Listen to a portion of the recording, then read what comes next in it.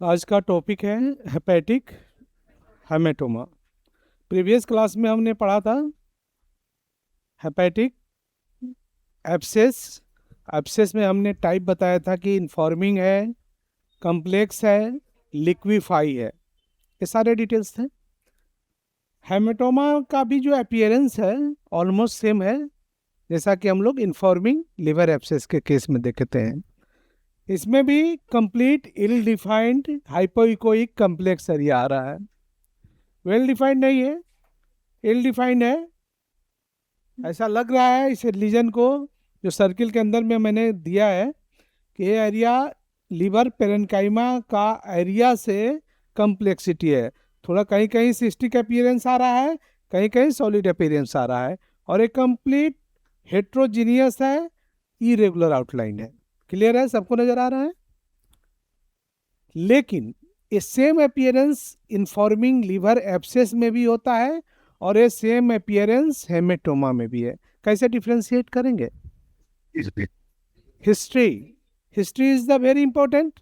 अगर पेशेंट कल तक नॉर्मल था, आज उस पेशेंट को कोई एक्सीडेंट होता है, कोई ट्रॉमा होता है, कोई सडन इंजरी होता है, कोई सर्जिकल प्रोसीड्यूर होता है, चोट लगता है, और उसके बाद अगर लीवर पेरेन्काइमा में इस तरह का अपीयरेंस आता है, सराउंडिंग हो सकता है इसको नीचे कोई इकोजेनिक कलेक्शन भी आए, अगर ज़्यादा ब्लड का कलेक्शन हो गया है, पेन हो रहा है, तो हम अगर पॉजिटिव हिस्ट्री देता है, ट्रॉमा का हिस्ट्री देता है, आरटीए का केस देता है, तो उस अवस्था में a suspected case of hepatic haematoma है। लेकिन ये कंटिन्यूअस चल रहा है, कोई ट्रॉमा का हिस्ट्री नहीं है, कोई आरटीए का केस नहीं है, पेशेंट कंप्लीट 10 दिन 15 दिन से उसको फीवर आ रहा है, दर्द हो रहा है, और इस तरह का अपीयरेंस आ रहा है, तो ऐसे केस में suspected case of informing abscess का ये ध्यान रखना है। सोनोग्राफिकली अपीयरेंस सेम रहेगा, लेकिन हिस्ट्री डिफरेंस होगा। एक्सप्लेन करने का जो इंपॉर्टेंस है इसमें, पहला तो इफेक्टेड लिवर हो रहा है। लिवर का कोई भी पार्ट्स, राइट लोब हो, लेफ्ट लोब हो, इंफेरियर है, सुपेरियर हो, सबफ्रेनिक रीजन हो, कहीं भी हो सकता है ऐसा। जहां चोट लगेगा वहां की पेरेन्काइमा इस तरह का नजर आएगा जो इंजर्ड है। तो लिवर पहला तो हमारा जो फोकस पॉइंट होगा वो लिवर पर होगा। लिवर नॉर्मल हो सकता है, इनलार्ज हो सकता है, फैटी हो सकता है, जैसा भी हो सकता है। एसओएल में जब हम आते हैं तो एसओएल में एक localise dense irregular area with heterogeneous या कॉम्प्लेक्स अपीयरेंस, मेजरिंग दे देंगे। यहाँ तो वॉल्यूम नहीं नजर आ रहा है तो मेजर दे देंगे, सीन इन राइट लोब या राइट सबफ्रेनिक रीजन, जहां भी नजर आएगा। लेफ्ट लोब है तो लेफ्ट लोब भी एक्सप्लेन कर सकते हैं। Suggested a case of hepatic haematoma. Advise करेंगे further workup, other investigation and correlate clinically. Correlate clinically का मतलब क्या होता है? आप उस पेशेंट से एडवाइस लीजिए, उस पेशेंट का हिस्ट्री पूछिए, उस पेशेंट को सिम्टम पूछिए। अगर वो ट्रोमेटिक की ओर मूव कर रहा है, वो आरटीए की ओर मूव कर रहा है, वो ट्रॉमा से मूव कर रहा है, तो 100% a case of hepatic. Otherwise ये परसिस्ट कर रहा है लंबे समय से, तो a case of informing abscess. ये डिफरेंस।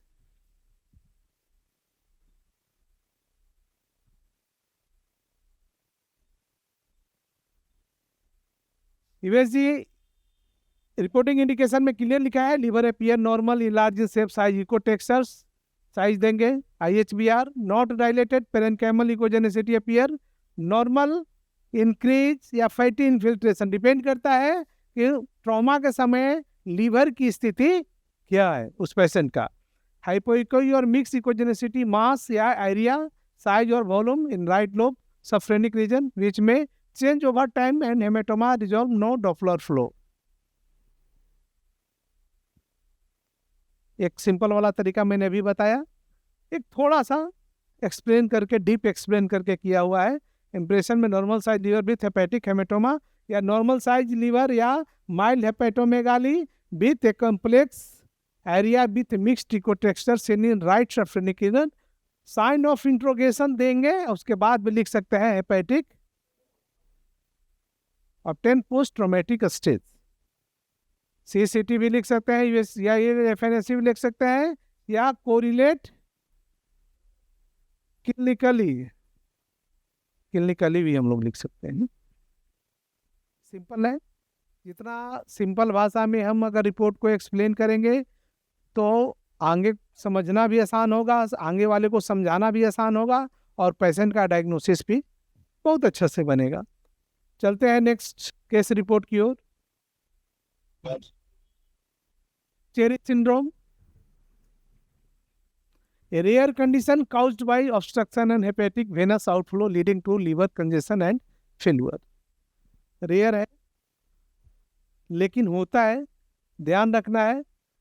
इसमें क्या होता है, हेपेटिक वेन्स का आउटफ्लो ऑब्स्ट्रक्शन की ओर मूव कर जाता है, जिसके चलते IHBR डायलेटेड नजर आता है। क्लिनिकल सिम्टम में राइट अपर क्वाड्रेंट पेन होगा। अगर कुछ लीवर फेलुअर वाला स्टेज है तो उस पेशेंट को एसाइटिस भी नजर आएगा, इफ्यूजन भी नजर आएगा, हेपेटोमेगाली होगा, mild moderate severe jaundice due to obstructive IHBR outflow. Pathological condition की ओर जब हम मूव करते हैं तो लीवर फंक्शन टेस्ट इस पेशेंट को इंक्रीज मिलेगा। SGPT, SGUT, serum bilirubin, total bilirubin, protein, albumin, ये सब क्या है, इंक्रीज फैक्टर्स में मिलेगा। कारण कुछ भी हो सकता है वेनस कंजक्शन का। फाइंडिंग मूव करते हैं हम लोग फाइंडिंग की ओर, maybe large hepatomegaly. Generally IHBR dilated होगा तो ये नजर आता है। स्मूथ और भी एसाइटिक फ्लूइड वाला अगर लीवर श्रिंकन अवस्था में जा रहा है, लीवर फेलुअर स्टेज में चल रहा है तो एसाइटिस फ्री फ्लूइड मिलेगा। Heterogeneous due to venous congestion, अगर ज़्यादा दिन तक अगर वेनस कंजेशन है तो hepatic cell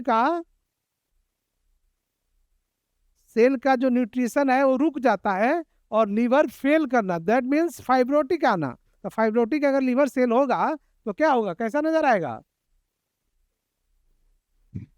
intrahepatic biliary radicals dilated रहेगा, पोर्टल वेन डायमीटर बढ़ा हुआ रहेगा जी, पोर्टल हाइपरटेंशन की ओर मूव करेगा। ऐसे भी लीवर श्रिंकन लीवर या लीवर सिरोसिस में हम लोग देखते थे, क्या देखते थे, fibrotic liver, shrunken liver, portal hypertension, splenomegaly, ये सारे चीज़ें आता है ना। हेपेटिक वेन्स एब्सेंट और reverse blow obstruction, common bile duct normal, किसी किसी को अगर ऑब्स्ट्रक्शन होता है तो सबको डायलेटेड भी होता है। Space occupy lesion not detected, congestion not, हो भी सकता है न भी हो सकता है, कोई SOL ऐसा कोई जरूरी नहीं है। लिवर रिपोर्टिंग इंडिकेशन में liver appear in large in size है, echotextures, IHBR dilated, parenchymal echogenicity appear normal, increase, absence of the reduction of Doppler flow on hepatic veins, collateral venous sinusitis may be present। Conditions depend करता है, एक जैसा नहीं होता है, patient to patient very करता है। किसी को पेरेन्काइमल लिकोटेक्सर्स हेट्रोजीनियस आ रहा है, किसी को श्रिंकन है, किसी को फाइब्रोटिक चेंजेज है, किसी के एसाइटिस है, किसी को एसाइटिस नहीं है, किसी का पोर्टल वेन डायलेटेड है, किसी का पोर्टल वेन भी डायलेशन होना शुरू हुआ है, एसोसिएट स्प्लीनोमेगाली भी बढ़ा हुआ है। तो डिपेंड करता है कि कैसा पेशेंट है। हालांकि मैंने जो एक्सप्लेन किया है वो पार्टिकुलर एक इमेज का एक्सप्लेन किया है, तो ऐसा इमेज जरूरी नहीं कि हर पेशेंट को आए, सबको अलग अलग हो सकता है। इंप्रेशन में हेपेटोमेगाली भी dilated IHBR due to portal hypertension, possibility splenomegaly, साथ में मैंने भी बताया finding indicate venous outflow obstruction, mild to moderate ascites, but Chiari syndrome due to hepatic veins of thrombosis. Complete एक कम्प्लेक्स सिंड्रोम है जी, इतना मिलेगा।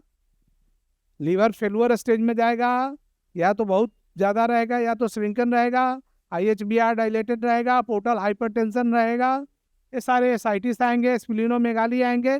बिल्कुल जो एक श्रिंकन लीवर की स्थिति होती है, जो एक लीवर सिरोसिस की स्थिति होती है, वो बर्ड चेरी सिंड्रोम का स्थिति होता है।